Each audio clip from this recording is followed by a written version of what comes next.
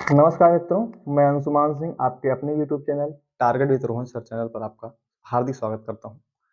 हम पिछली कक्षाओं में हड़प्पा से संबंधित सामान्य जानकारियों के बारे में चर्चा किए थे और आज जो हमारा टॉपिक है वो हड़प्पा से प्राप्त स्थल और और उनसे प्राप्त साक्ष्य यानी कि हड़प्पा सभ्यता के जो स्थल हैं उनसे कौन-कौन से साक्ष्य प्राप्त हुए, ये आपके एग्जाम के दृष्टिकोण से बहुत ही महत्वपूर्ण है और जितना भी महत्वपूर्ण है उससे ज़्यादा इंटरेस्टिंग टॉपिक भी है। क्योंकि आप वर्तमान समय में जिन चीज़ों का उपयोग करते हैं, आप जानेंगे कि आपकी प्राचीन सभ्यता आज से 4500 साल पहले जो सभ्यता आपके भारत के उत्तर पश्चिमी प्रांत में विकसित हुई, उसमें वो सब फीचर्स देखने को मिलते हैं। आइए हम लोग देखते हैं हड़प्पा सभ्यता के से प्राप्त स्थल और उनसे प्राप्त साक्ष्य के बारे में। ओके, चलिए हम अपने टॉपिक को शुरू करते हैं। तो आपने देखा था कि हड़प्पा सभ्यता का जो पहला स्थल की खुदाई करवाई थी दयाराम साहनी ने करवाई थी, ठीक है, 1921 ईस्वी में। उसी के नाम पर इस सभ्यता का नाम हड़प्पा सभ्यता पड़ा था। और आज हम हड़प्पा हड़प्पा जो कि मांडगोमरी जिला पाकिस्तान में स्थित है, रावी नदी के तट पर इस स्थल से प्राप्त साक्ष्य के बारे में चर्चा स्टार्ट करेंगे। तो आप देखिए हड़प्पा जो आपका है, हड़प्पा ये आपका मांडगोमरी जिला पाकिस्तान में स्थित है, जो कि रावी नदी के तट पर स्थित था, आपको मैंने बताया था। तो आप देखेंगे कि यहाँ से 6-6 की पंक्तियों में निर्मित विशाल अन्नागार के साक्ष्य मिले हैं।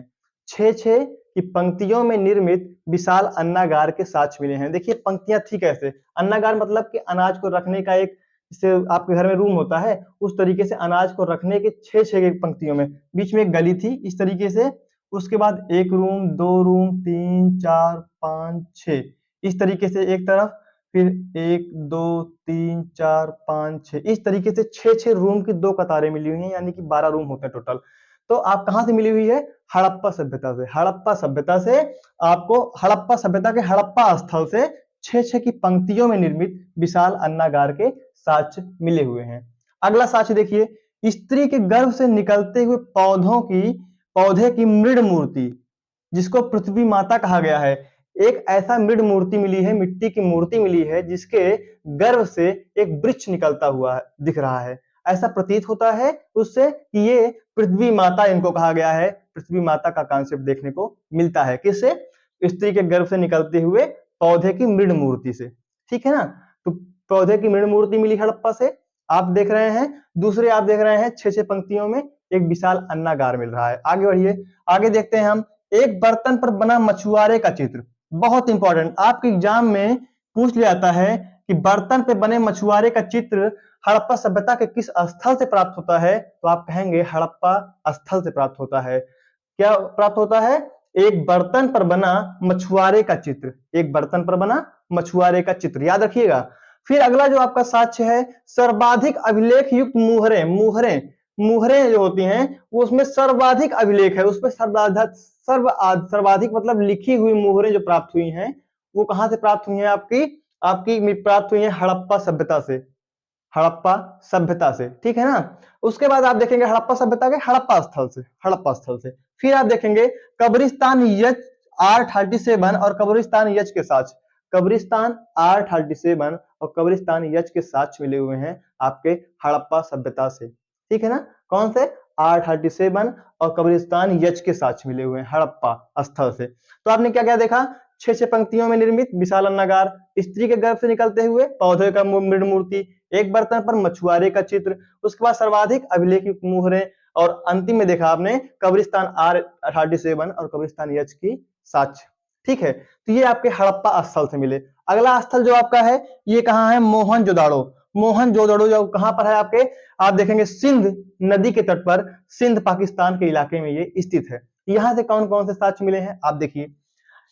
सबसे पहली चीज तो जो मोहनजोदड़ो का अर्थ होता है वो होता है मृतकों का टीला। क्या होता है? मृतकों का टीला, मृतकों का टीला। मोहनजोदड़ो का अर्थ होता है मृतकों का टीला। उसके बाद इसको सिंध का बाग कहते हैं। आपसे क्वेश्चन पूछ लिया जाए कि सिंध के बाग के नाम से हड़प्पा सभ्यता का कौन सा स्थल प्रसिद्ध है, तो आप क्या बोलेंगे? मोहनजोदड़ो, मोहनजोदड़ो, ठीक है। आगे बढ़ते हैं। सार्वजनिक विशाल स्नानागार के साक्ष्य, सार्वजनिक विशाल स्नानागार के साक्ष्य, विशाल स्नानागार के साक्ष्य मिलते हैं सार्वजनिक रूप से, यानी कि उनके यहाँ भी यज्ञ अनुष्ठान वगैरह होते रहे होंगे। जैसे आज आप लोग गंगा नदी के तट पर नहाने जाते हैं, उस तरीके से सार्वजनिक स्नानागार के साक्ष्य कहां से मिले हैं आपको? मोहनजोदड़ो से, ठीक है ना, सार्वजनिक स्नानागार के साक्ष्य। फिर आगे बढ़ेंगे, मोहनजोदड़ो का विशाल इमारत पूछ लिया जाता है कि मोहनजोदड़ो की सबसे विशाल इमारत कौन सी थी, तो आप बोलेंगे अन्नागार। क्या बोलेंगे? अन्नागार, जो मोहनजोदड़ो की सबसे विशाल इमारत थी, यानी कि सबसे विशाल जो इमारत, यानी कि जो भवन निर्माण हुआ था उसमें, उस पूरे मोहनजोदड़ो में, वहां पे सबसे विशाल जो इमारत थी वो अन्नागार थी। क्या थी? अन्नागार। ये देखिए अन्नागार, ठीक है। आगे देखिए, जनतंत्रात्मक प्रणाली के साक्ष्य, बहुत बड़ी चीज आपके भारत में, आपके प्राचीन भारत में कब, आज से 4500 साल पहले भारत में जनतंत्रात्मक प्रणाली के साक्ष्य मिले हैं, जबकि पूरे विश्व में उस समय राजतंत्रात्मक प्रणाली के साक्ष्य देखने को मिलते हैं, जबकि आपके मोहनजोदड़ो से जनतंत्रात्मक शासन प्रणाली के साक्ष्य देखने को मिलते हैं। ठीक है, आगे बढ़ेंगे आप देखेंगे कांसे की नर्तकी की मूर्ति और प्रस्तर की योगी की मूर्ति। बहुत इंपॉर्टेंट क्वेश्चन, बहुत इंपॉर्टेंट क्वेश्चन। ये आपके सभी एग्जामों में, चाहे जो एग्जाम हो आपका वनडे, सभी में पूछा गया सवाल है और पूछा जाता रहा है लगातार। ये तो कांसे से मिले, कांसे की बनी नर्तकी की मूर्ति कहां से मिली है? मोहनजोदड़ो से। कांसे की बनी नर्तकी की मूर्ति। और एक पूछते हैं आपसे, आप पूछते प्रस्तर की योगी की मूर्ति, प्रस्तर की योगी की मूर्ति भी मिली है देखने को। आप डालिएगा गूगल पे, आपको दिखेगा प्रस्तर की योगी की मूर्ति भी दिखेगी आपको, और ये नृत्य करती हुई कांसे की नर्तकी की मूर्ति भी आपको देखने को मिलेगी, जो कि आपके मोहनजोदड़ो से प्राप्त हुआ है। बहुत इंपॉर्टेंट है, इसको आप लोग विशेष करके ध्यान दीजिएगा, नर्तकी की मूर्ति और प्रस्तर की निर्मित योगी की मूर्ति। ओके, आगे देखिए, मुद्रा पर अंकित पशुपतिनाथ के चित्र मिलते हैं। किसके? पशुपतिनाथ, आद्य शिव, जिनको आप शिव का कॉन्सेप्ट है, आपके भगवान शिव का कॉन्सेप्ट है, इनकी मुद्रा पर उन शिव की प्रतिमा मिली हुई है। क्या मिली हुई है? शिव की प्रतिमा। आज जो आपके यहाँ शिव का कॉन्सेप्ट है वो आपके हड़प्पा सभ्यता से निकल करके आपके वर्तमान समय में शिव भगवान बने हुए हैं। कहां से मिल रही है आपको? आपको मिल रही है मुद्रा पर अंकित पशुपतिनाथ की मूर्ति, पशुपतिनाथ का चित्र, जिसको कि भगवान शिव या आदि शिव या प्रोटो शिव के संज्ञा दी गई है। फिर उसके बाद पशु बलि के साक्ष्य मिलते हैं। पशु बलि का साक्ष्य कैसे मिलता है? आप देखेंगे कि एक व्यक्ति बकरे के पीछे चाकू लेकर के चल रहा है, इसके साक्ष्य मिले हैं।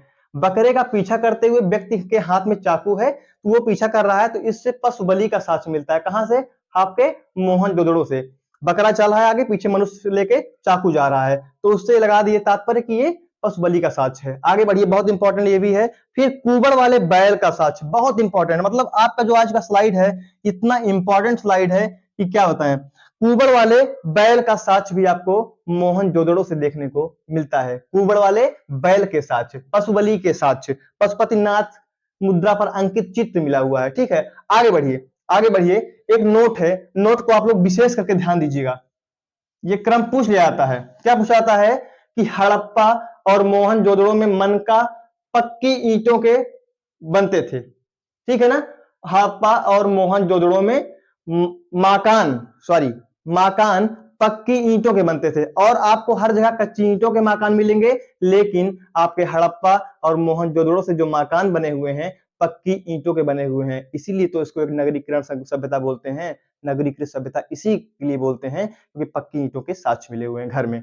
फिर आप देखिए कि हड़प्पा सभ्यता की मुख्य विशेषता क्या थी? नगर नियोजन और जल निकासी प्रणाली। नगर नियोजन, जल निकासी प्रणाली, यानी कि इनका जो नगर नियोजन था, इतना बेहतरीन किस्म का नगर नियोजन था कि पहले ये सड़कें बनाई गई इनके साम्राज्य में। आपके देखिए हड़प्पा सभ्यता में पहले सड़कों का निर्माण कराया गया, और सड़कें एक दूसरे को समकोण पर काटती हैं। समकोण मतलब देखिए 90 अंश बनना चाहिए। ये देखिए, ये देखिए, ये सड़कें एक दूसरे को समकोण पर काटती थी, नंबर एक। और नंबर दूसरा चीज आप तो आपको मैं क्या बता रहा था कि सड़कें एक दूसरे को समकोण पर काटती थी। ठीक है, तो नगर नियोजन के पहले, नगर निर्माण के पहले पहले सड़कें बनाई गई सभ्यता में। सड़कों के किनारे फिर नालियां बनाई गई, यानी कि जल निकासी प्रणाली इतनी बेहतरीन थी कि आपके घर का एक दीवार नाली सी सटी हुई होती थी। पहले सड़कें बनाई गई, सड़कों के किनारे जल निकासी के लिए नालियां बनाई गई, फिर गलियों में आपके घर देखने को मिलते हैं ग्रिड पैटर्न पर आधारित, ग्रिड पैटर्न पर आधारित घर देखने को मिलते हैं। तो ये सिंधु घाटी सभ्यता की सबसे महत्वपूर्ण विशेषता है, सड़कें, जल निकासी व्यवस्था, और ये जो घर की स्थिति है एक बेहतरीन शेप में आपको देखने को मिलेगा। ठीक है ना, तो सड़कें एक दूसरे को समकोण पर काटती थी, समकोण पर काटती थी, मैं आपको बता चुका हूं। ठीक है, आगे देखिए, आप आगे देखेंगे कि चनहुदड़ो, चनहुदड़ो अगला जो आपका स्थल है, ये भी सिंध सिंध नदी के तट पर सिंध पाकिस्तान में स्थित है। कहां पे? सिंध नदी के तट पर सिंध पाकिस्तान में स्थित है। अब आगे देखिए आप, इसमें आप देखेंगे कि मनके बनाने के कारखाने मिल रहे हैं यहां से। किसके? मनके बनाने के कारखाने। जो आप लोग गले में हार वगैरह पहनते हैं ना, उस तरीके से मनके बनाने के इनके यहाँ कारखाने देखने को मिलते हैं। यानी एक सीपी आकार की कोई मोती होती है, इसमें छेद करके इसको एक धागे में पिरो करके मनका बनाते थे, उसको पहनते थे आभूषण के रूप में। आगे देखिए, आगे देखिए, वक्राकार ईंटों के साथ, आपके यहाँ इंटरलॉकिंग के साथ देखे होंगे ना आप शहरी इलाकों में जो गलियों में इंटरलॉकिंग होती है, उस तरीके के ईंटे के साथ कहां से मिल रहे हैं? चनहुदड़ों से देखने को मिल रहे हैं। चनहुदड़ों से देखने को मिल रहे हैं वक्राकार ईंटों के साथ। आगे देखिए, लिपस्टिक के साथ आपके सिंधु घाटी सभ्यता में, सोचिए सिंधु घाटी सभ्यता आज से 4500 साल पहले की सभ्यता में लिपस्टिक के साथ मिल रहे हैं। लिपस्टिक के साथ मिल रहे हैं। कहां से? चनहुदड़ों से मिल रहे हैं। मन के बनाने के ये भी सजने संवरने की चीजें हैं। लिपस्टिक ये भी सजने संवरने की ही चीजें हैं। अगला देखिए, बैलगाड़ी और इक्का गाड़ी के साथ। बैलगाड़ी भी आप जानते हैं, बैलगाड़ी किसे कहते हैं आप बेहतरीन रूप से जानते हैं। और इक्का गाड़ी भी देखते हैं, आज के जमाने में भी आप देखते हैं वर्तमान समय में। तो बैलगाड़ी और इक्का गाड़ी का जो प्राचीनतम साक्ष्य मिलता है वो आपको चनहुदड़ों से मिलता है। चनहुदड़ों से मिलता है। बिल्ली का पीछा करते हुए कुत्ते का पद चिन्ह, बहुत इंपॉर्टेंट, इतना इंपॉर्टेंट है कि क्या बताएं। आज ध्यान दीजिए आप लोग कि आज भी आपके यहाँ बिल्लियों का पीछा कुत्ते करते हैं। क्या आपने कभी ध्यान दिया कि कोई पद चिन्ह भी बनते हैं उनके पीछे? कभी ध्यान दिया? नहीं दिया। लेकिन सोचिए कि आपके हड़प्पा सभ्यता की जब खोज हुई तो किस प्रकार से जो आपके पुरातत्वविद थे उन्होंने एक अंदाजा लगाया या एक साक्ष्य निकाला कि बिल्ली का पीछा करते हुए कुत्ते का पद चिन्ह आपके चनहुदड़ों से देखने को मिलता है। कहां से? चनहुदड़ों से। बिल्ली का पीछा करते हुए कुत्ते का पद चिन्ह। फिर आप आते हैं लोथल। लोथल जो कि गुजरात में स्थित है, भोगवा नदी के तट पर स्थित है। लोथल गुजरात में भोगवा नदी के तट पर स्थित है। तो आप देखेंगे कि आपका जो लोथल है यहां से चावल के साक्ष्य मिल रहे हैं। किसके साक्ष्य मिल रहे हैं? चावल के साक्ष्य। आपसे पूछे यदि एग्जाम में चावल के साक्ष्य हड़प्पा सभ्यता के किस स्थल से मिले हैं, तो आप कह सकते हैं कि चावल के साक्ष्य लोथल से मिले हैं। ओके, लोथल से चावल के साक्ष्य। गोदीवाड़ा का साक्ष्य यानी बंदरगाह का साक्ष्य। बंदरगाह का साक्ष्य कहां से मिलता है? हड़प्पा सभ्यता की सबसे बड़ी इमारत बोलते हैं इसको। हड़प्पा सभ्यता की सबसे बड़ी इमारत गोदीवाड़ा है।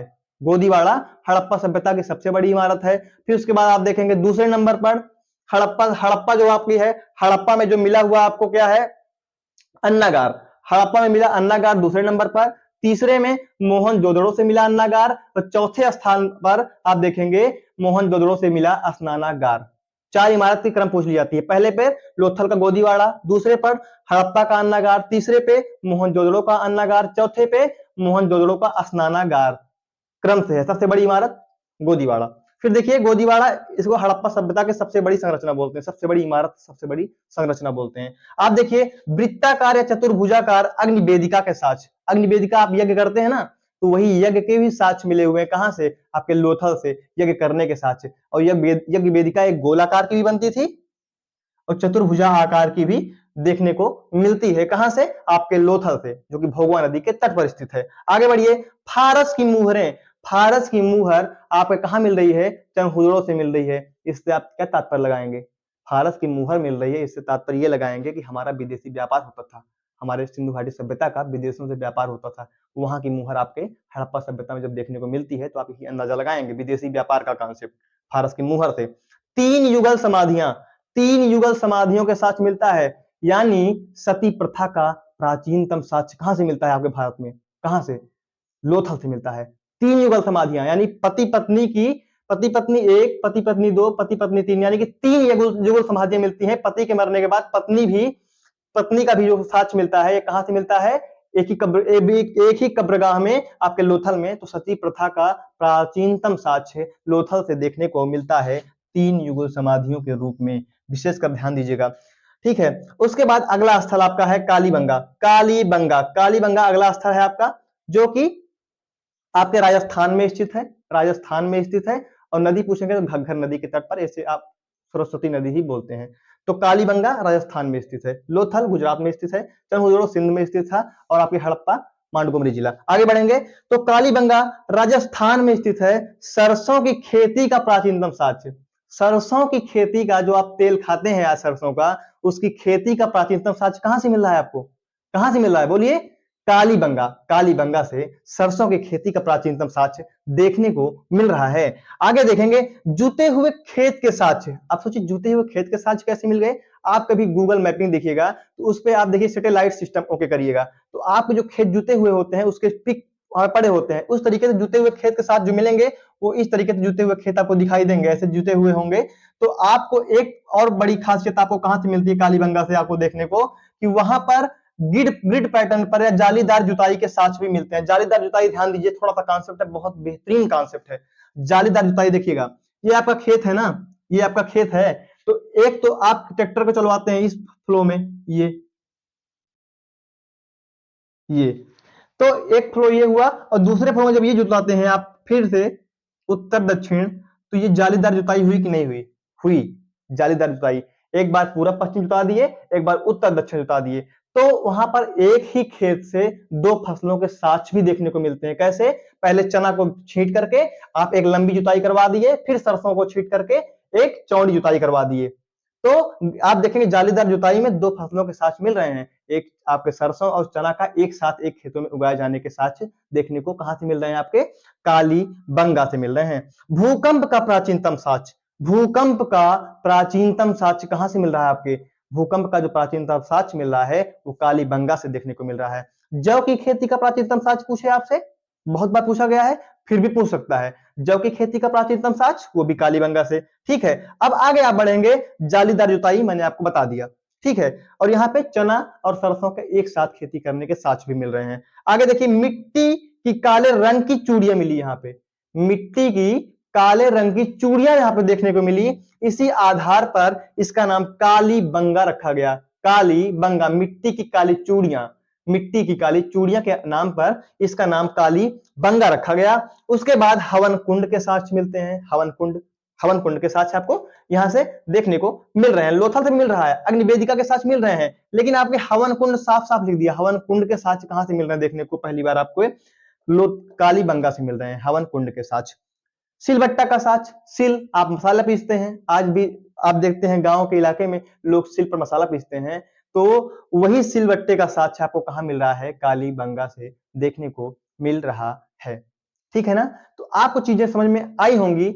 आप इसको एक दो बार ध्यान से देखिएगा, क्योंकि ये जितना आपके एग्जाम के पॉइंट ऑफ व्यू से इंपॉर्टेंट है, उससे ज्यादा कहीं आपके व्यक्तिगत जीवन, आपके रोज के जीवन के बारे में भी आपकी चीजें आवश्यक है, क्योंकि आप जानेंगे वास्तव में सिलबट्टे का साक्ष्य कहां से आया, सती प्रथा का साक्ष्य कहां से आया, पृथ्वी माता का साक्ष्य कहां से आया, आदि शिव भगवान शिव का साक्ष्य कहां से आया। तो इन सब साक्ष्य को देखने के लिए आपको वर्तमान जीवन में भी और आपके परीक्षाओं की दृष्टि से तो अति महत्वपूर्ण है। इतना महत्वपूर्ण है ये कि इस स्लाइड से भी एक क्वेश्चन आएगा। अभी कुछ स्थल रह गए हैं, उन स्थलों को और हड़प्पा सभ्यता का अंत कैसे हो गया, नेक्स्ट क्लास में यानी तीसरे वीडियो में हम लेकर के आएंगे मित्रों। और इस वीडियो को आप लोग लगातार देखिए, 2 बार 3 बार देखिए अपने एग्जाम के पहले, उसके बाद इसको शेयर भी करिए और इसको सब्सक्राइब भी करिए, जिससे कि हम लोगों का थोड़ा सा मोटिवेशन बढ़ेगा, थोड़ा सा हम लोग भी आपके लिए मोटिवेट होंगे। कि आप कमेंट करके उसका उत्तर भी दीजिए कि आपको क्लास कैसी लगी, समझ में आई चीजें। कुछ आपका क्वेश्चन है तो कमेंट बॉक्स में आप डाल सकते हैं, नेक्स्ट क्लास में आपके क्वेश्चन को भी हम ला करके यहाँ पे दिखाएंगे आप लोगों को। तो आप इसका स्क्रीनशॉट ले लीजिए